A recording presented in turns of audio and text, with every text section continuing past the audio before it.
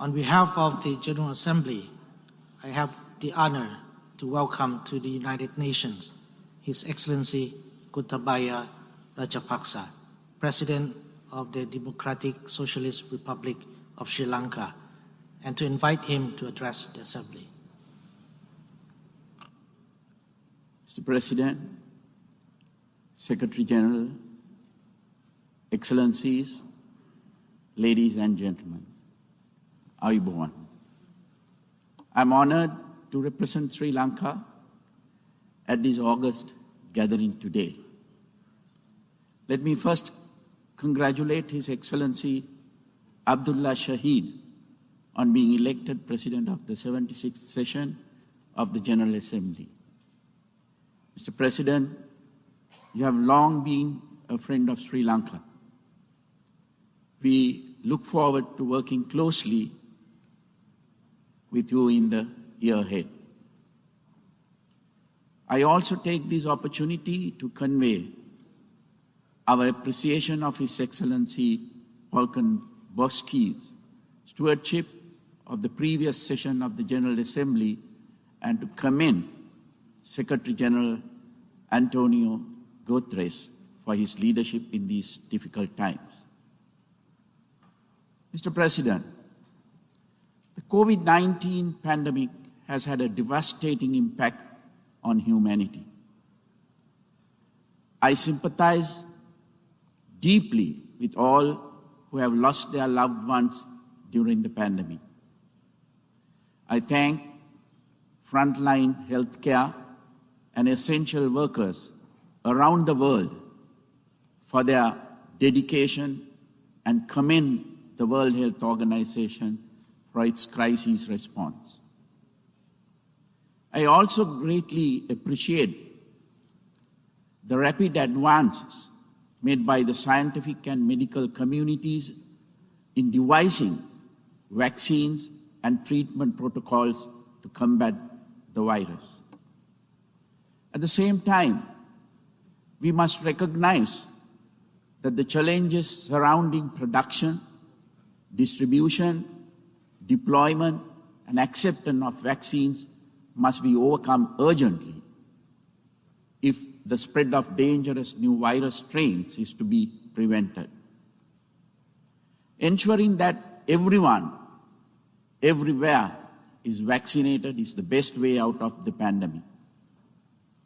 Although still a developing nation, Sri Lanka has been very successful in its vaccination program. We have already fully vaccinated nearly all those above the age of 30. Everyone over the age of 20 will be fully vaccinated by the end of October.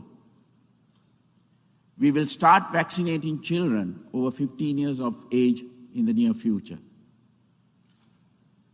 The rapid progress of vaccinations was enabled by coordinated efforts between healthcare workers, armed forces, and police personnel, government servants, and elected officials.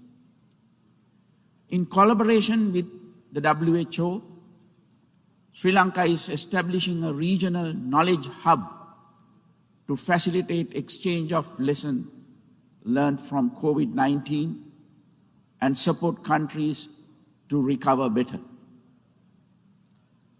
Sri Lanka also benefited greatly from financial and material support provided by bilateral and multilateral donors to manage the pandemic.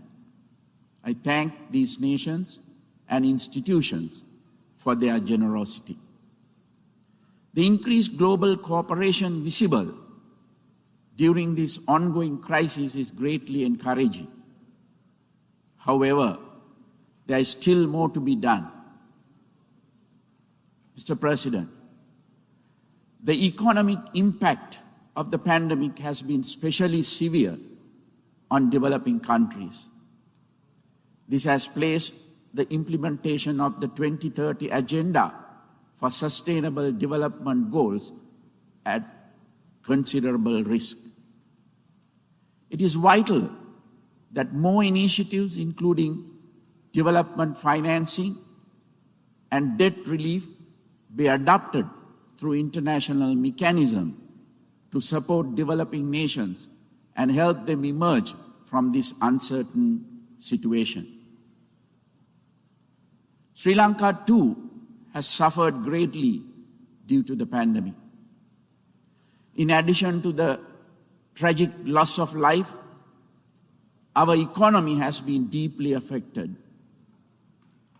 The lockdowns, together with general movement restrictions, reduced international travel, and slower global growth have affected nearly all sectors of our economy. Tourism, one of Sri Lanka's highest foreign exchange earners, and a sector that supports nearly 14% of the population, has been devastated. This industry, together with small and medium businesses in many other sectors, received government support through interest moratoriums and other financial sector interventions. Daily wage earners and low-income groups were also supported through grants of cash and dry rations during lockdowns, adding significantly to state expenditure. In addition to their immediate impact, these economic repercussions of the pandemic have limited the fiscal space available to implement our development programs. Mr. President, as devastating as the consequences of the pandemic have been to humanity, the world faces the even greater challenge of climate change in the decades to come. As emphasized in the recent report by the Intergovernmental Panel on Climate Change, the unprecedented effect of human activity on the health of the planet is deeply worrying. Addressing the grave threats posed by climate change and the loss of biodiversity requires decisive and urgent multilateral action. As a climate-vulnerable country, Sri Lanka is deeply aware of the dangers of climate change. Sri Lanka's philosophical heritage, deeply rooted in Lord Buddha's teachings, also emphasizes the vitality of preserving environmental integrity. It is in this context that Sri Lanka is a Commonwealth Blue Charter champion and leads the action group on mangrove restoration. Through the adoption of the Colombo Declaration on Sustainable Nitrogen Management, which seeks to have nitrogen waste by 2030, Sri Lanka has also contributed to global efforts to reduce environmental pollution. Having participated virtually in the pre-summit held in April, I trust that the United Nations Food Summit later this month will result in actionable outcomes to promote healthier, more sustainable and equitable food system globally. Such outcomes will be crucial to human health as well as to the health of our planet. Sustainability is a cornerstone of Sri Lanka's national policy framework because of its impact on soil fertility, biodiversity, waterways and health.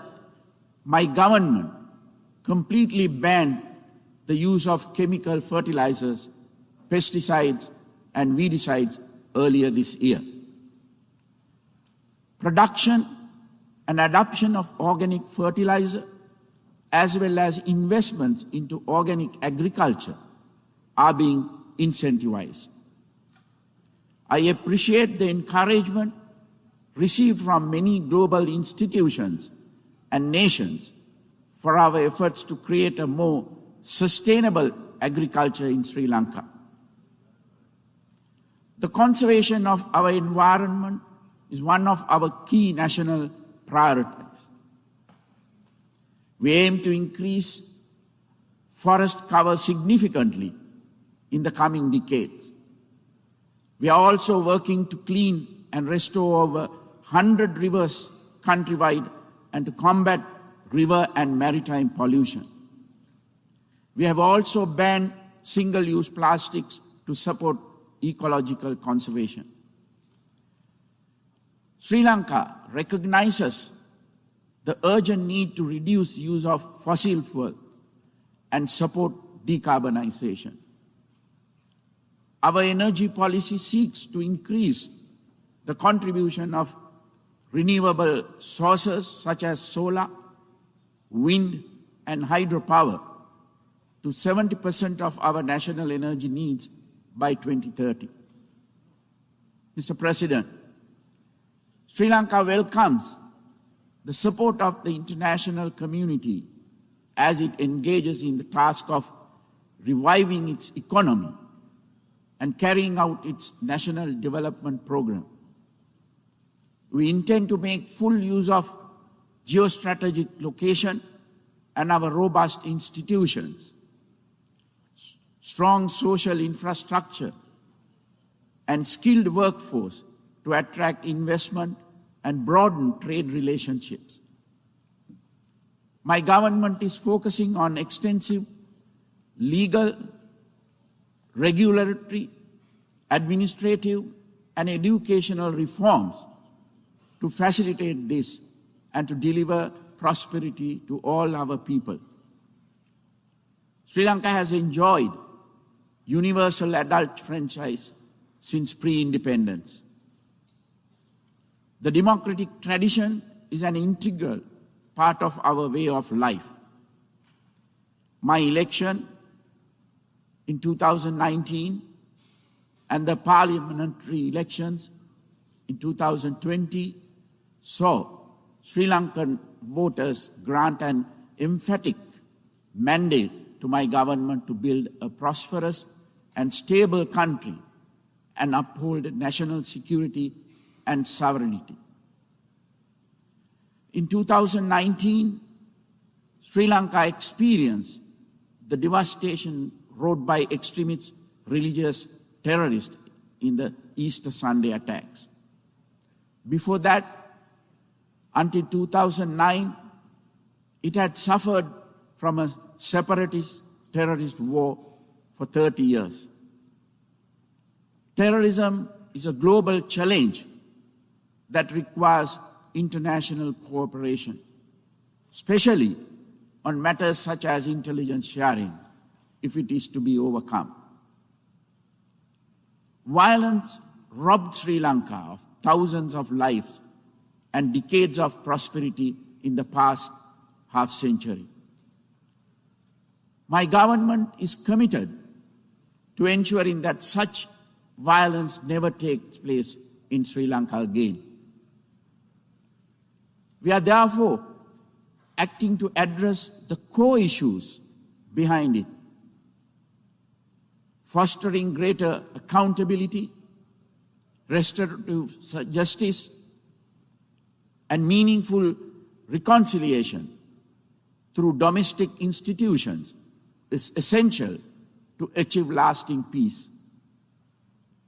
So too is ensuring more equitable participation in the fruits of economic development. It is my government's firm intention to build a prosperous, stable, and secure future for all Sri Lankans, regardless of ethnicity, religion, or gender. We are ready to engage with all domestic stakeholders and to obtain the support of our international partners and the United Nations in this process. However, history has shown that lasting results can only be achieved through homegrown institutions reflecting the aspirations of the people.